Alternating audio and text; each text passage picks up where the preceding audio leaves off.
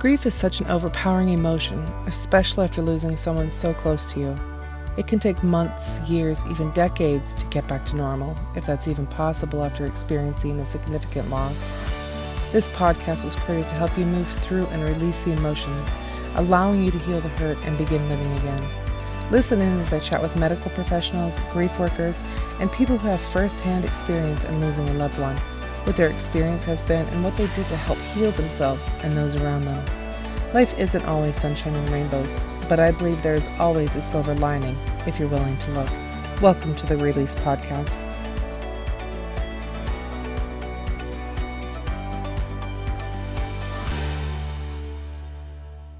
Welcome to another episode of Release Grief Podcast. Today I'm here with Miss Wendy Brown, or Mrs. I should say. I don't want to call everyone a miss, but anyway, Mrs. Wendy Brown. And we are, of course, this is a grief podcast, so we're going to talk about grief, but we're also going to talk about things that may help you through your grief as well. So, because we don't want anyone to stay stuck in their grief, we want people to be flowing and moving, just like a beautiful current. So welcome, Wendy. Thank you so much for being on the podcast. Thank you for having me. Absolutely. So I read a bit about your bio, and today we're going to be talking about Mr. Cole. Yes, we're definitely moving forward. It's been a little over a year. August 13th was a year, and it's hard to believe that it's been a year. And it's hard to say that we're moving forward, but you don't want to be stuck in something as ugly as grief. And we were on a Zoom last night with Lenny Hunt and Paula and our friend Annie. And why does grief have to be ugly? It doesn't. And it's just a stigma that our world has put on us. And grief doesn't have to be ugly. And I'm trying not to get choked up now, but it is a stigma that we have to live without our loved ones. And that's the sad part, that we do have to live without them, but we can live for them. And we have to train ourselves that we can do that and we can survive. I didn't think that I was going to live the next week, much less a month. And I've lived a year. I don't know how, but I've done it. And I've listened to your story, Cole, like your stepdaughter, your daughter, was in a car accident and it was traumatic. An instant. Instant. We didn't get to say goodbye. He died 55 days before he was to get married. Oh. He had his whole life before him, just like many people. I mean, he was 22 years old. And I mean, these kids have their lives ready to go. And their lives are set. They think they're invincible. Yes. And especially boys. I don't understand that. I mean, Cole, I think on his forehead had invincible tattooed. He was tattooed everywhere. Surprise, invincible was not somewhere on his body. Right. But, and it might have been, I just didn't know that. But they think they're invincible. And I don't understand that. But, I think that's just a folly of youth, because I know when I was younger, I used to think I was invincible as well. Like, maybe. I'm 20, I'm 18, I'm 25, whatever it is. I'm like, ain't nothing going to stop me. I can do whatever it is, because you know what? I'm young. I have tons of energy. I'm full of health. I'm 18. I don't have to listen to my parents anymore. I can do what I want. And almost like you're busting out of a prison. Yeah. And It's just he was with friends. He was 55. 55. He was 55 days away from getting married, and Mhm. they were having a get together at one of the groomsmen's home. They were swimming, and several of them were over there partying. And he had a modified Mustang that was a Mm. standard, and the other kid that passed away with him wanted to learn how to drive that Mustang, and they were teaching him how to drive a Jeep in the we live in the country in Texas, and so they taught him how to drive a Jeep in the pasture. Well, Cole would not didn't want to drive his Mustang in the pasture. So Right? they got out on a dark country road in Texas, and they lost control on, and it was a curvy road, and Mhm. lost control, flipped it 4 times. Of course, they didn't put on their damn seat belts. And Colin and his friend, they were thrown 130 feet one direction, but there was one survivor that was in the back seat, and he Mm. was thrown out the opposite direction, and he survived, and he's doing wonderful, Good. and he's doing really good. He has a brain injury, but I don't think a TBI. I don't think that's bothering him to this day. I mean, he was in a coma for a month, and he's doing really good. I haven't seen him in a couple of weeks, maybe a month, but we talk to them regularly, and he's doing really good. But I don't know why grief has to be so ugly. I mean, it's a hard path. It just,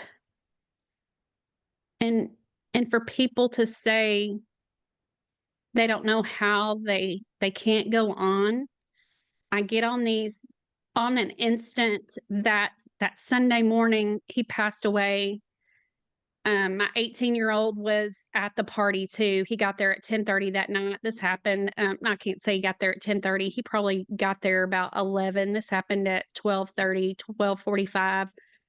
Um, and my 18-year-old son Tanner was there and heard the crash and called me, and it was that horrific, blood curdling phone call Yeah. no Yeah. parent ever wants. And my mind can just go there in a heartbeat. Yes. But Yes. so when I think about it, I'm just like, okay, don't go there. But when I got home and people started leaving my house that Sunday afternoon, I thought, okay, this is not going to break us. This is going to be something that we're going to fight through, and we're going to survive. We're going to survive this storm. We're beach people. And I thought, this is a storm that we're going to recover from. And I immediately started calling this Hurricane Cole.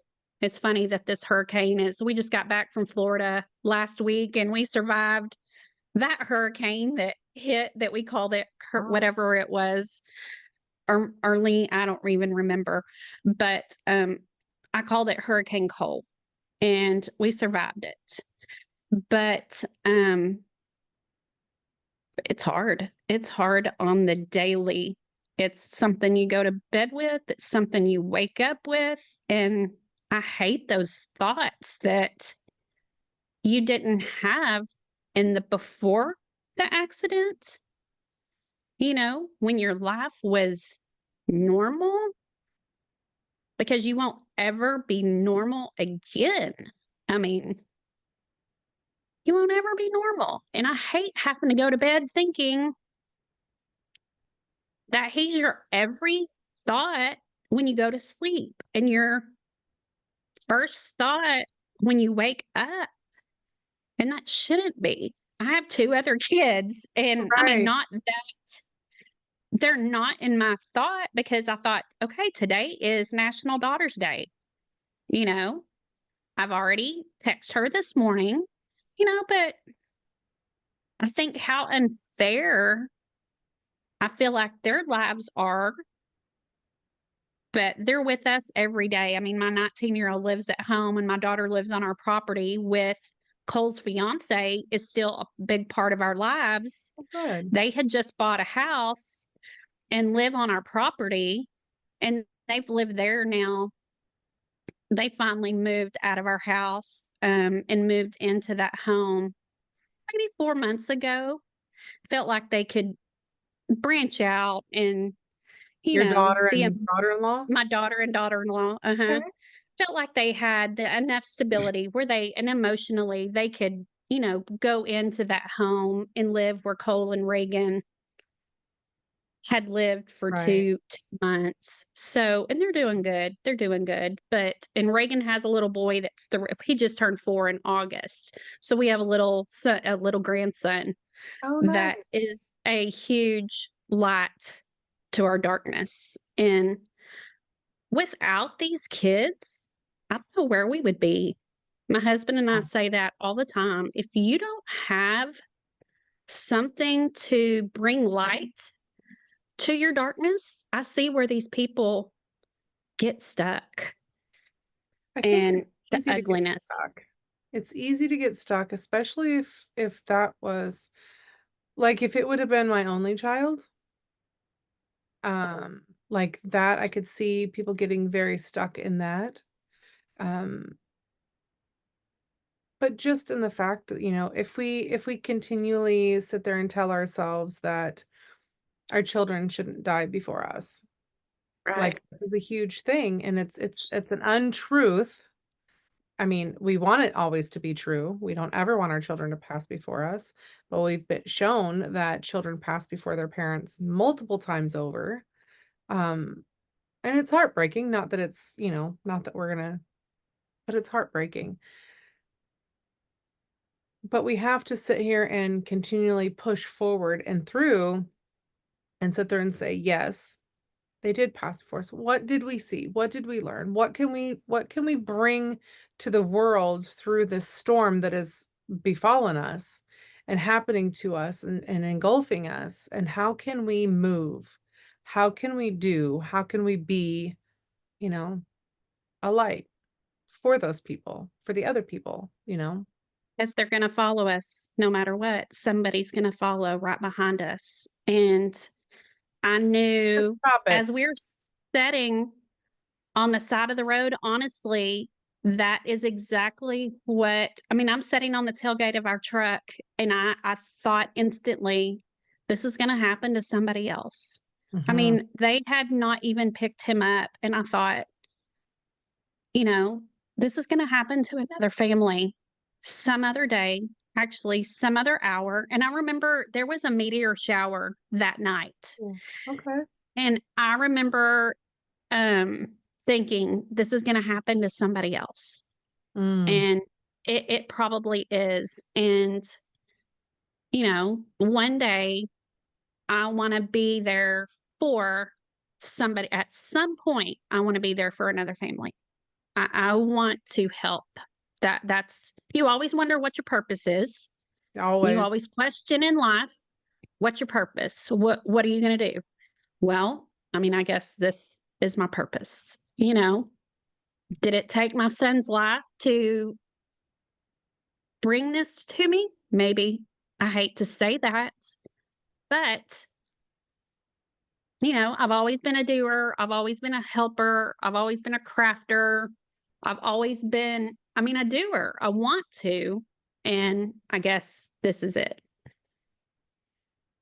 I It want to is. bring light to other people to show them that this isn't it. This doesn't have to be your ending because your child, it's over. This Mhm. doesn't have to be your ending because your child is no longer here.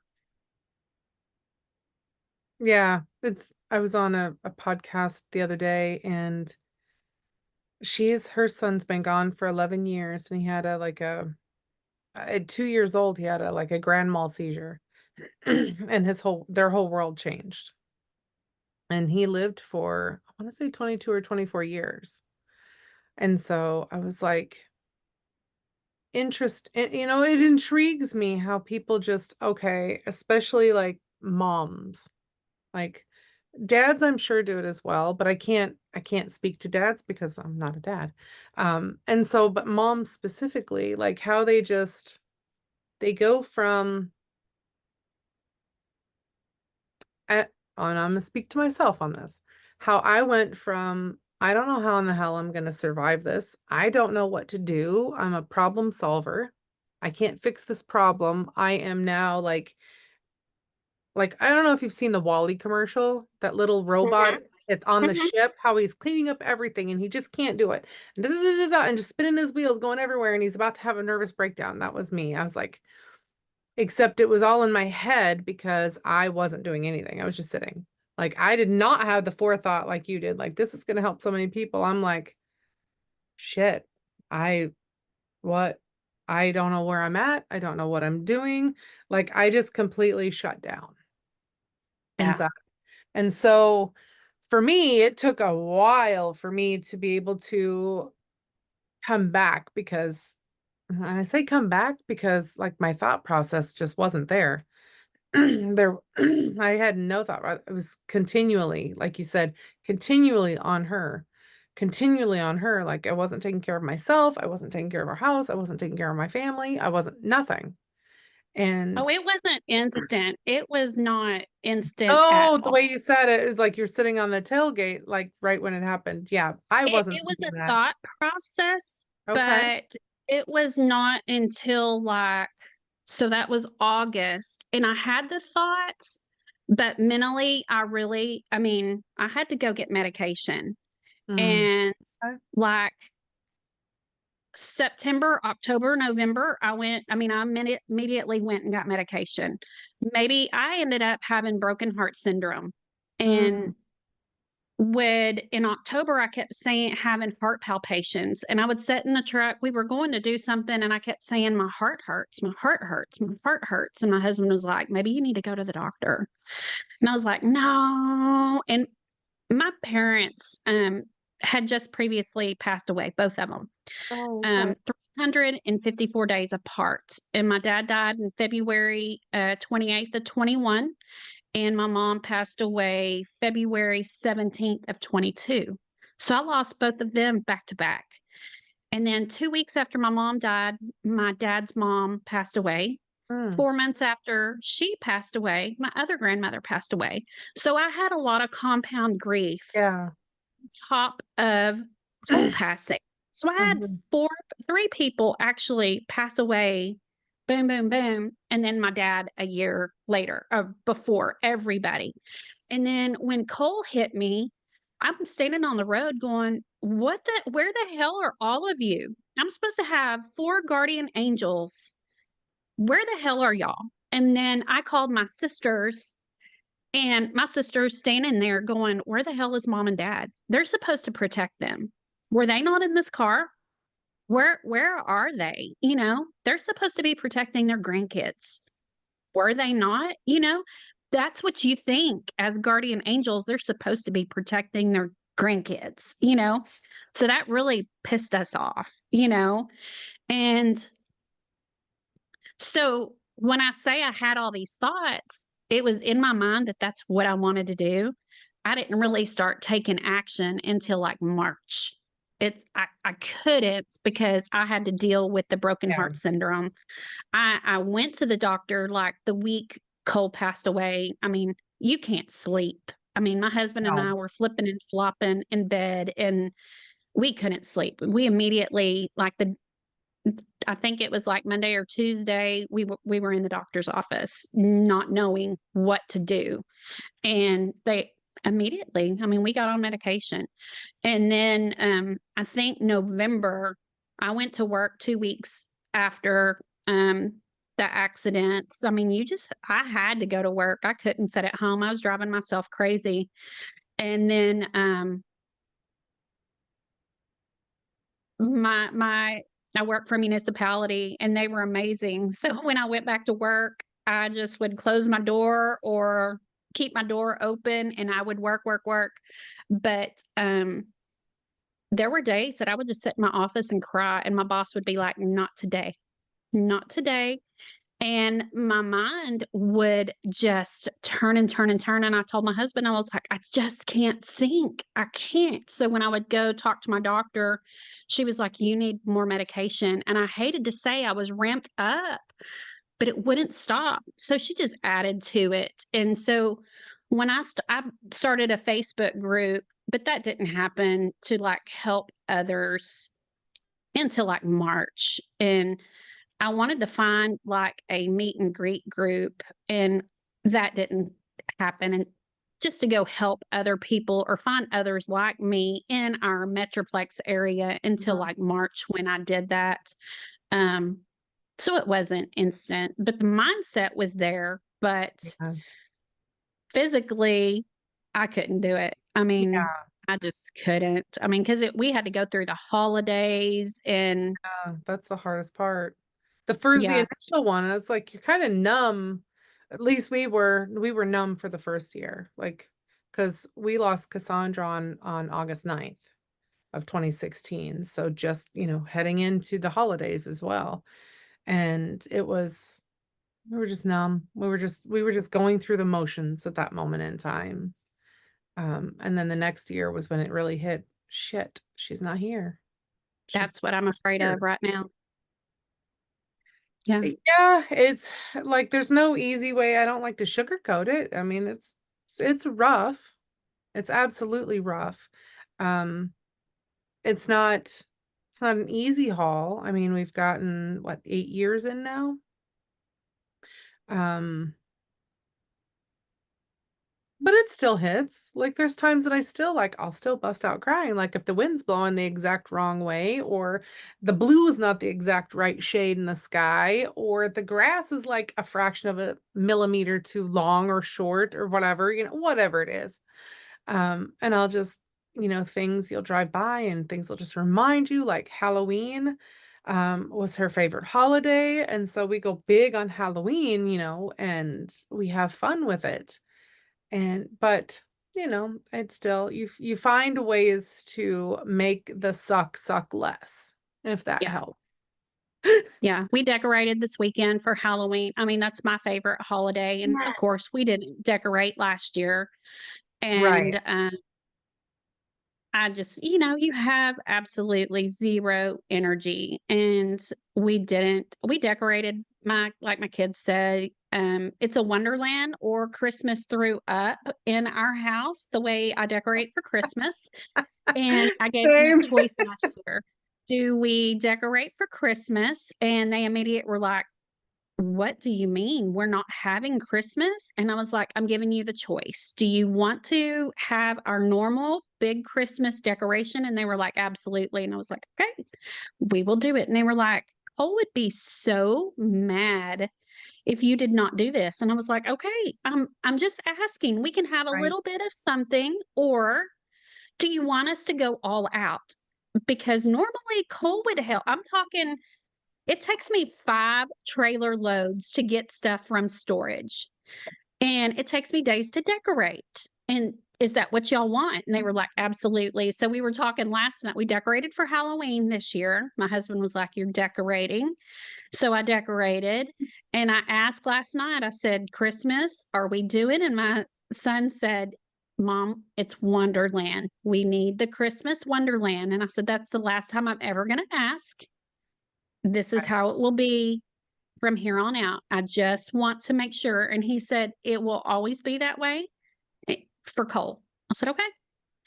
The thing that it's the anticipation, you Yeah. know, that anticipation is what gets you. And on Christmas Day, even Christmas Eve, we celebrate both days. It was okay, Christmas Eve and Christmas Day, because you're so busy and everybody was into everything. When I turned around and looked and saw his stocking was the only one hanging on the mantle, that's what got me. Yeah.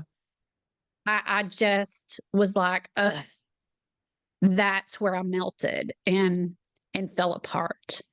So I just rolling into year 2, you know, we just spread his ashes.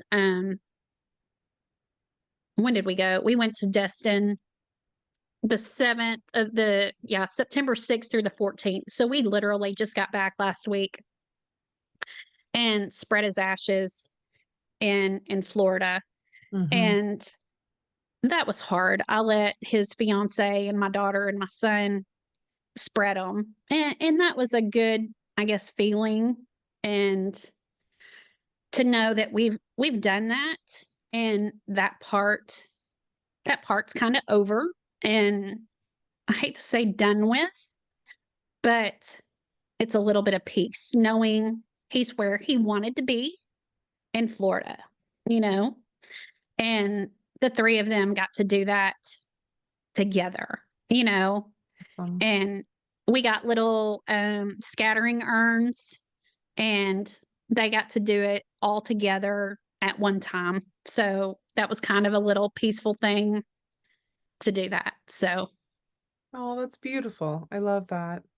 and he had just told a friend like a week before the accident, they were picking up his friend's dad's ashes. If anything ever happened to him, he wanted to be scattered on Crab Island. Have you ever heard of that in Mm. Florida? It's inside the bay in Destin, Florida. He wanted to be scattered in Crab Island. And I always said, hey, if anything ever happens to me, don't bury me, scatter me in Crab Island. Well, my kids have never said anything. And I'm so glad he told his friend that, because we would have never known. I mean, your kids don't talk about that. Well, And it's so sad because his HR director, which is a very good friend of ours, and Cole and her, they call each other. I mean, we've known her before he even started working at where he worked. She called me and said, "Hey, FYI, this is what Cole wants." And I was like, "How do you know that?" And she said he told Colton. It's like they were picking up Colton's dad's ashes, and Cole said that, and was like, this kid, I mean, he knew he it's had already told his amazing. fiance that he was going to die in 2023 in a car accident. And I'm like, why would you tell your fiance that you're getting married? Why would you scare her? But they know. I think that they do because I They know. know. I think it was a couple weeks or a week or a couple weeks before our daughter passed.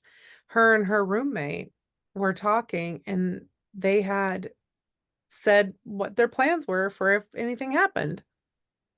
And it was to be cremated as well. And so it was a good thing that her roommate was there. She told us everything that they had talked about. And that's the planning that we went by was because of what she had said. And it's like, I mean, as an adult, we don't even have our funerals planned.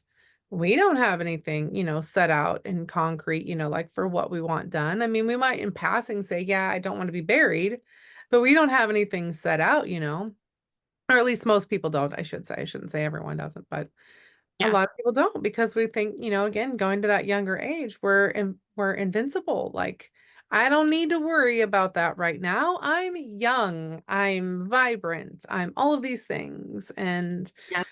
And the reality of things is, it's, life and death could happen to us each and every day. Every moment we walk a tightrope, like we could choke on our own spit and pass away. You don't even Yeah. know.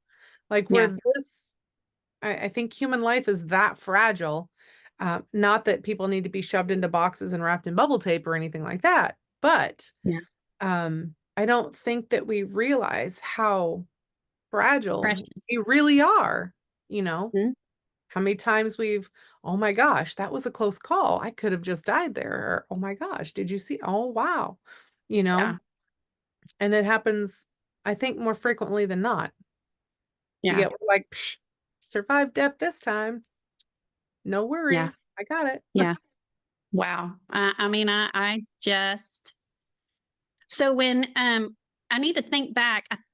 We've talked about this. So Cole escaped death, honestly, I want to say in like 2007. We pulled up, I raised some English Mastiff puppies, and I told my kids, do not get out of the truck. We play date. So I forgot my daughter's saddle and we were going to my neighbors to her horse was hurt and we were going to our neighbors to ride her horse so she could practice on it. And I told Cole and my daughter JC, do not get out of the truck. And my 18-year-old, 19-year-old was still in a car seat. So he was 3 at the time.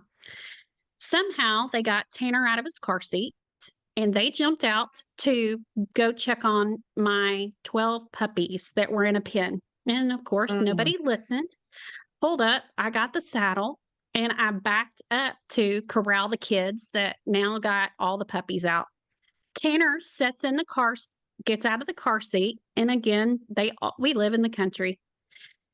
I kill the truck, but where I backed it up, we were on a slant. But he gets in the driver's seat and he's pretending he's driving, but he sits on my seat, but puts his foot on the brake and he hits the gear shift. So he gets it in neutral, but never starts the truck, but he turns the key on enough to get it in gear.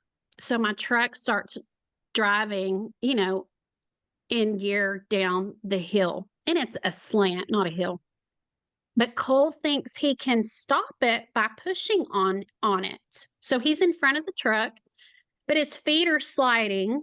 And I'm screaming, and I feel like I'm in slow motion, screaming, getting to him, and I fall on the concrete, and I just can't get to him, and I keep screaming. My door's open. Tanner's just driving the truck, and it hits our welded fence. But by that time, it would have killed him. Cole moved as it hit the fence, and I said, "What were you waiting on?"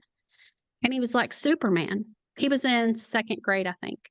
I said, "What were you waiting on?" And he was like, "I was praying for Superman." And I was like, "There's no such thing as Superman. No such thing." He said, "I was waiting on him to swoop down. I was waiting on him to swoop down and just stop the truck like Superman could just stop him." And I was like, "They're fake. They're men that wear costumes. There's no such thing as Superman. Don't ever do that again." And he was like, "Oh, okay." And he goes, "But I dreamed I could do that." And I was like, "You dreamed what?" And he was like, "I dream I can stop trucks." And I was like, "Okay, so you dream you can stop trucks. Well, we don't do that." So on top of dreams, the wake hole had this accident. I dreamed how he had this accident. So when he bought this car and pulled in my driveway, I told him, I said, "That car's going to kill you." And he was like, "You're just a hater." Moms, we're just, we don't know any. It's too protective. You have no Yeah. fun. Yeah, no fun. And he couldn't even drive this car. He didn't even know how to drive a standard. His best friend had to drive it home. So I'm like, Cole, Weston, y'all, again, fun hater. I'm a bad mom. So I'm getting on to him and he was like, "Mom, can you drive me down we have a long driveway. Can you teach me how to drive a stick?" And I was like, "Get in, let's go." And it's a short shifter, a short speed stick. Yeah.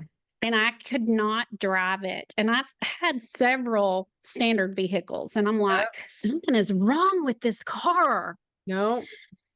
And he was like, I was like, "You need to take this back. And something is wrong with this." And he was like, "Are you sure?" And I was like, "It is not shifting right, but Weston could do it." And I was like, "Have Weston teach you." By the afternoon, the boy could drive that car. But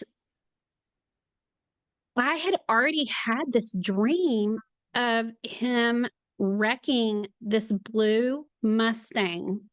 And this then was that's before when he got it, right? Okay, gotcha. So that if when they pulled in the driveway with this grabber blue have you know what the grabber blue Mustang are? Like the bright blue, isn't it? It's this turquoise. Yeah. Yep.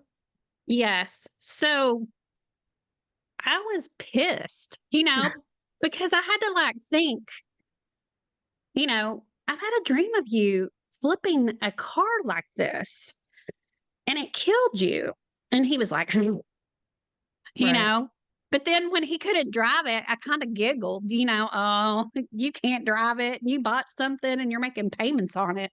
But by Right. the end of the night, he could drive Yep. it. I thought, oh, well, but I mean, I think he had it like 3 years, 3 years, but it was stupid fast. And he would modify it. And but when Tanner called me and I called 911,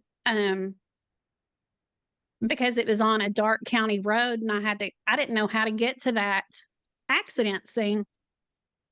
And I was trying to get directions there. And I said, I need to report there's two deceased. And she said, yes, ma'am. And she's trying to give me directions there. And I'm thinking in my head, I need to get to my dream and get to the scene to see exactly how it's laid out. Mm-hmm.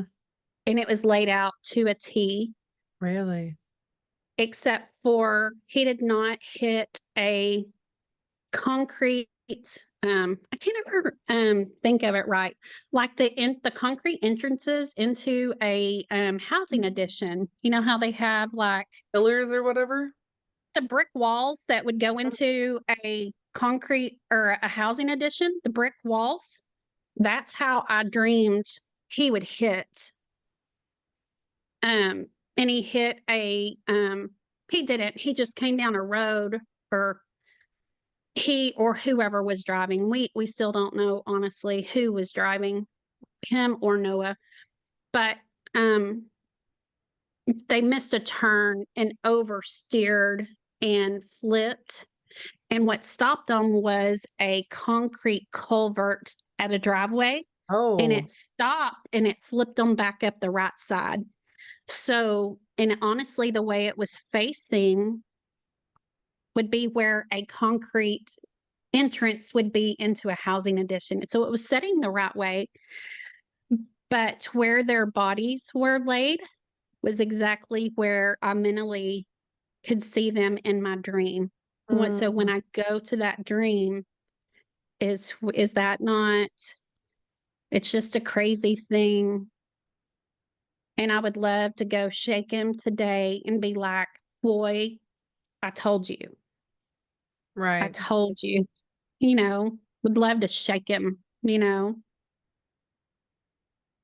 Oh Take the man. car back, get your money back, and go find you something else with bubble wrap all around it, or a go-kart. And that's Right. what you're driving. Find an old clunker that barely runs. Yes. And put you a helmet on. Right. Right. And Yeah. wear your Roller damn skates. seatbelt. Yeah. Roller skates and a seatbelt. Yeah. Mm-hmm. Oh my Yeah. God. That's insane. Yeah, I think the universe tries to let us know all the time of things that are happening and almost like foretelling the future for us, but we don't remember the dreams or whatever the case may be. Like I have vivid Yeah. dreams, but then I don't remember them. Like I remember them as soon as I wake up, but then they're gone. If I don't write them Yeah. down or if I don't tell somebody about them, then they're gone. Yeah. Yeah. Yeah. I and I haven't dreamed anything vivid since he's been gone. And Okay. I think you're just so blocked and so clustered or flustered. Mm-hmm. You you just you don't. And it's crazy how your brain works. You feel like your brain fried. And I guess it's Yeah. just that brain fog, that has you so flustered that your mindset's blown. You Yeah. can get through the day just to function, but you can't do anything else.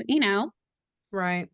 I've heard some people like after like losing a child or a significant loved one in their life that they lose the color in their world. Like Yeah, they see in black and white. And then eventually sometimes the color comes back and sometimes it doesn't. And I'm like, I'm yeah, floored by that. I'm like, wow, that's interesting. I've never, because it's a traumatic experience. You're literally going through a yeah, traumatic experience. yeah. So your mind um, has coping mechanisms to keep you alive and to help you through Yeah. these processes and to help you Yeah. through moments, these traumatic moments in your world. So I just find it interesting. The mind, the brain is so vast and we know so little. Yeah. Yeah. Well, I've recovered from the broken heart syndrome. So that's healed. And that, I don't know if losing my parents on top of Cole was all of them so close was a big factor in that. And I've asked my cardiologist that, and he was like, I think it was just the trauma of your son. So fast and so traumatic. Um, that was just the big player in that. Um, because my dad had, oh my gosh, he had heart disease. So I went to see him just to make sure everything I was Right. healthy. And, you know, Right. you panic about that. So I had already had a clean bill of health from him just because of my dad. I wanted to make sure everything was good. When you get close to 50, you want to make sure you're rolling right. And, Right. um, you know, when I can't, went back a next time, he was like, "Oh, you're fine," and I was like, "No, something is wrong." You know, I already wore a heart monitor, and he was like, you're hypochondriac. You are panicking." And I was like, "No, something's wrong." And he was like, "Oh no, you have broken heart syndrome." And I was like, "Told you." But it's just crazy what grief can do to your body, you know, and your world. I mean, but it's also a choice.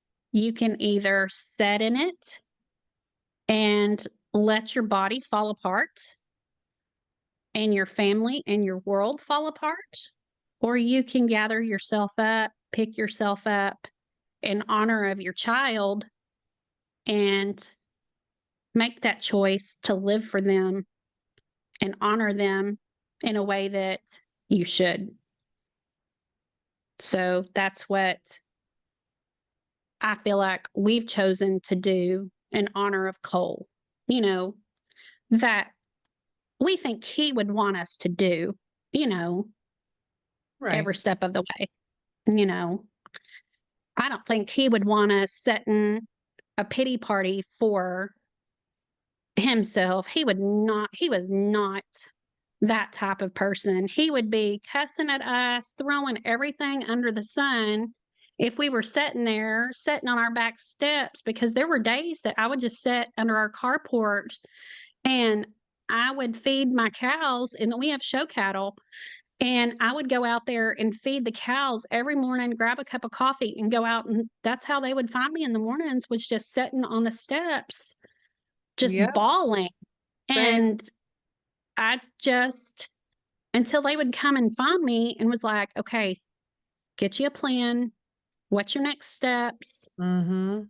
I mean, we got to make a plan for today. What are you going to do? And that's the only way we could move forward is, you know, you have to get a game plan together. And, Right. you know, you don't want to be those people that are stuck because there's no hope. I mean, you've got Right. to find hope. And that's the only way we did it. We had to find hope. Mm-hmm. And that makes sense because, if you don't, then you're just sitting there. Like we all know the people that, at least someone in our world that it's almost like when you see them, like say year one, and then you see them again in 10 years, it's like they're the same as they were in year one. They've not progressed or done anything. And, Yeah. it's heartbreaking to watch that And because don't think just because I'm moving into year 2 that I'm doing okay. I mean, I'm not doing okay in year 8. Like there's still moments. Like it's yeah, it's easier to navigate, it's easier to deal with. And like you said, it's a choice. I get to choose, yeah, how what my grief looks like. I get to choose, you know, all of the things. Whereas, Yeah. the first year, the second year, maybe you're not really getting to choose as much because, the emotions are still pretty raw. Like you're still like, I think the first year was like I was emotionless. I didn't Yeah. have it because I was numb.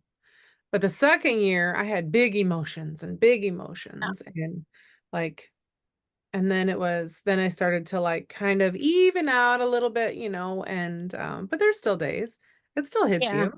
It's still a And mission. those people that think, oh, you're smiling, you're laughing, oh, you're over it. Bullshit. You're no, I'm No. just having a good day. I'm not ever over it. I'm just moving. Those Mm, waves are carrying me along to the next step. But don't think that that current's not going to drown me tomorrow because, right. you know, the people just don't understand that just because that current didn't drown me today, I didn't let it because of my choice, Mm-hmm. you know, and it's hard for some of those grieving parents, even grieving parents, to see that it's whatever the mask is that I'm wearing today. I'm not, you know, just because I have the good mask on today doesn't mean I'm okay. It's whatever I chose to put on today to get through the day, you know. And I just had a conversation with someone that's about 8, 9 years in, and she is the exact same way as she was in year one. And she was like, I Mm-hmm. just don't understand how you're stepping into year two and you're hunky dory, was her words. And I can't be where you are. And my words were, it's a choice. And she said, well, I don't like your choices because you're not grieving the right way. And I was like, who said there's a right way and a wrong way? Oh What are my you God. doing? What are you doing for your other kids? Right. I'm having to live for my other kids and I have a spouse. What about your other kids and your spouse? How's your marriage? And she Right. said, well, just we're tolerating each other. Well, I That's can't not a tolerate. marriage. Yeah, I said, I can't tolerate my husband. I mean, I have to live for him and I have to live for my kids. That was something that I said that day is this is not going to break us. Yeah. We're we're going to do this in spite of Cole leaving that night and going before us. We're going to fight these waves no matter what. And you have to live for your child on the other side. And I'm sorry that you don't like the way that we're moving forward, but that's just it. I mean, you have to find the hope. You have to find the hope in your heart and you have to move forward. And I don't know if she really liked that or not. We'll see. But that's just how I have to see and I have to look at it and think about it because if I don't, I'm afraid I'll get stuck and I can't Right. do that. I can't do that to my family.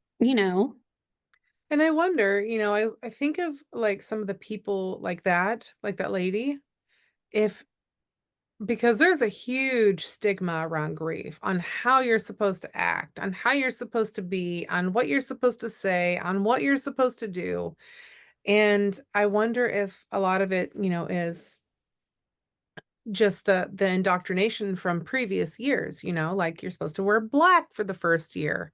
Well, hell, honey, black is my favorite color, so that does not, that's okay. I'm good with that. But like I have to be crying and bawling. I can't go to social functions. I can't show any spark of color. I can't. And I'm like, grief doesn't have to be like that. Like grief to me in my world, in my mind, and with the healing and journey that I've been on, grief is a it's almost like an event. You're grieving. It's a time period. After that, it becomes remembrance. Like, this is my child. I remember them. Or my grandchild, because we lost a granddaughter too. Like, I remember them. Yes, I still cry. Am I still in mourning? Not so much anymore. Like, I miss the shit out of both of them. Like, but am I still in the midst of the grieving process? No. I Mhm. miss them. I love them. And I do things to honor them and to cherish them and to remind us of them and keep their memory and stuff alive. But I'm not going to be in year 10, still, deep in the trenches of mourning, if that makes sense. Right. And I don't think that a lot of people get that. They're like, no, Yeah. you lost a child. You must be devastated forever. Like, I am devastated. I'm devastated I don't get to have those memories. I'm devastated I don't get to see that smile, feel those hugs. I'm devastated for that. But I also know and believe in the spiritual realm, and they're with me all the time. Right. And the universe shows me this all the time. As long as I'm willing to look, it will show me. And so that gives me comfort and that makes me smile. And that, just lights up my world as So opposed speaking to, of spiritual world, I love signs. yes. And my husband was not a sign believer, and he laughs at me every time I see a sign, and he'll roll his eyes and he'll giggle. And he was like, "You and your signs, you and your signs." So when we were in Florida, with the storm rolling through and everything, we almost had to cancel our family pictures. And on Thursday night, we canceled that morning, but that afternoon, I was like, "Can we please do them tonight, and not Friday morning? It was going to storm." And she was like, "Yeah, sure, come on." And we walked on a beach that we had never walked on with Cole. Um, and I never hired a professional photographer, but our daughter in law took her wedding dress to Mm. take pictures in. Had they got married last October or not, she was going to take her wedding dress to have pictures on the beach anyway. So she took her wedding dress. We're walking across the beach. I found a quarter. Now, granted, the the surf had been so high up, there was nobody on the beach that day. I found a quarter. Our family number is 25. Every time I see a 25, we laugh.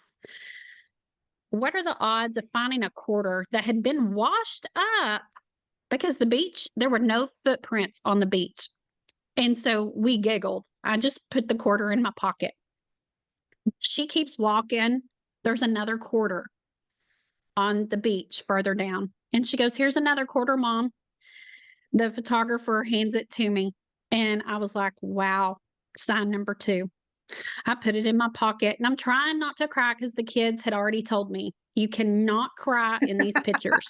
It's Right? okay. Because I mean, Reagan's going to put her wedding dress on. She never got to get her wedding dress altered. It was supposed to be done the weekend after the accident, is when Oh, her dress was being altered.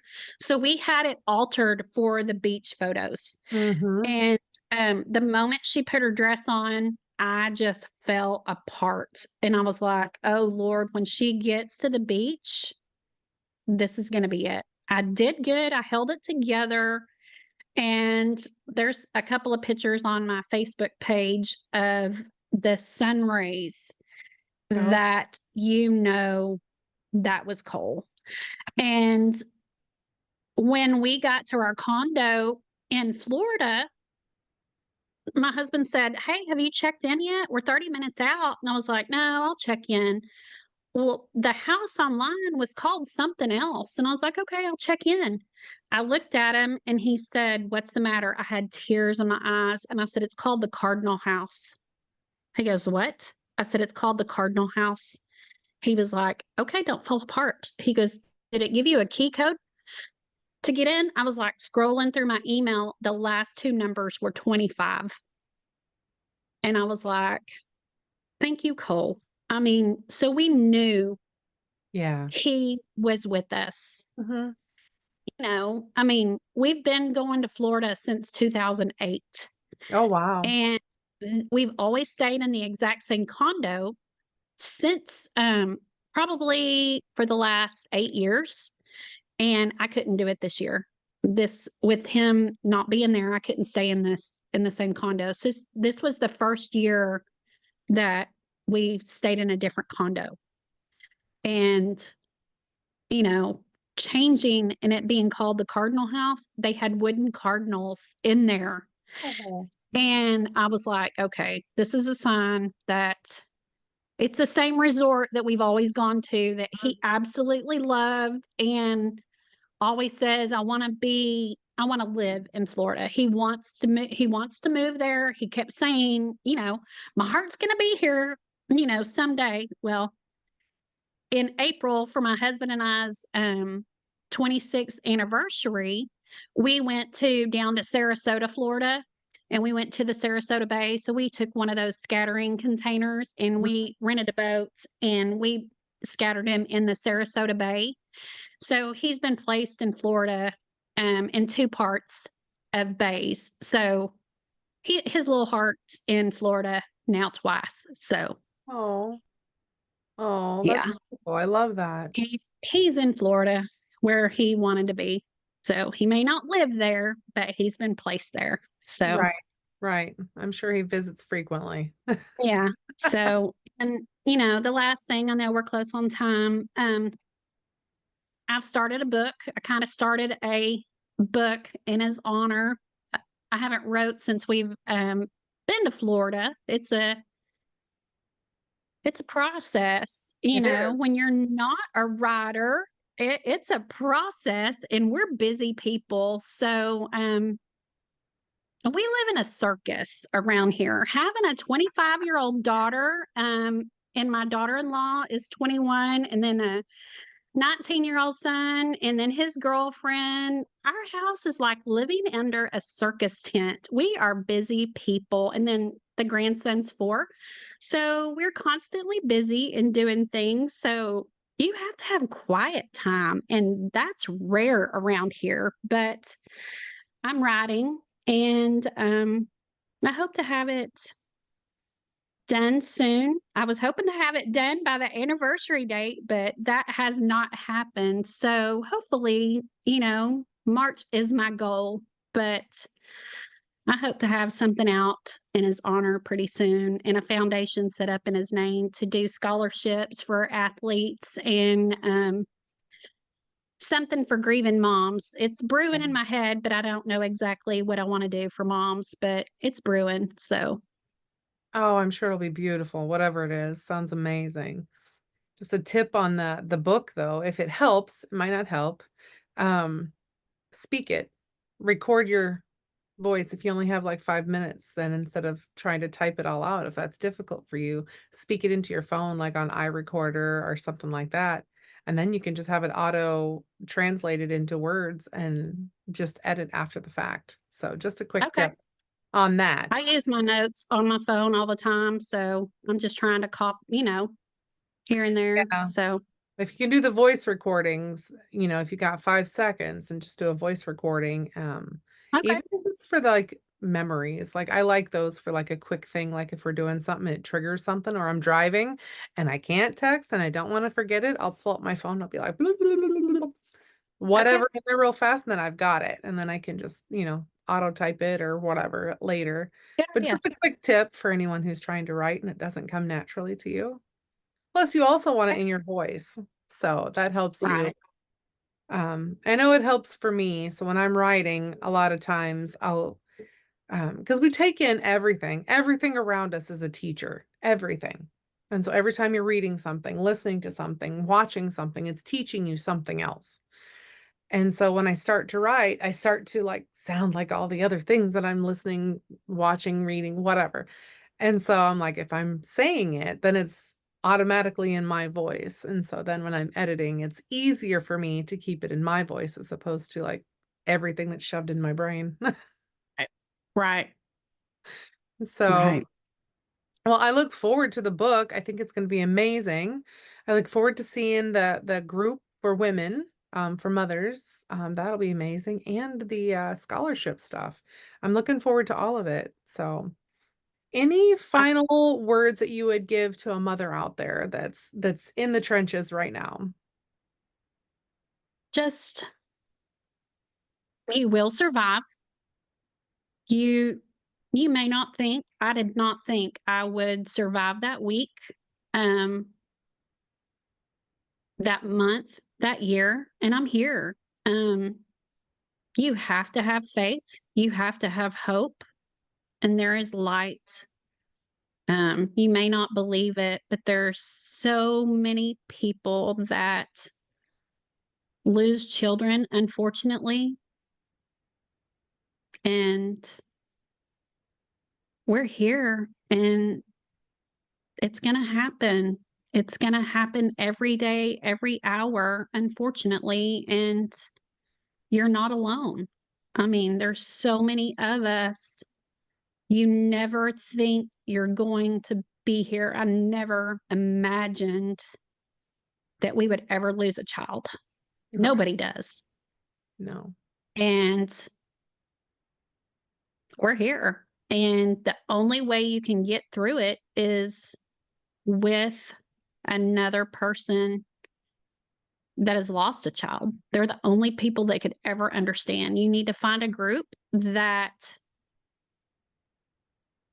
is positive. There's so many Facebook groups out there that are positive, but there's so many groups that I had to immediately remove myself from Mhm. that are dark and negative. I mean, I was on there in day 2 of of day 2 of this accident, and I was already giving them light. I'm thinking, "Okay, people, y'all, I don't need to be here, but y'all need to look at the positivity of this because there has to be hope in this Right. somehow, and you're gonna make it. I mean, you're gonna make it, but you will. It's a choice.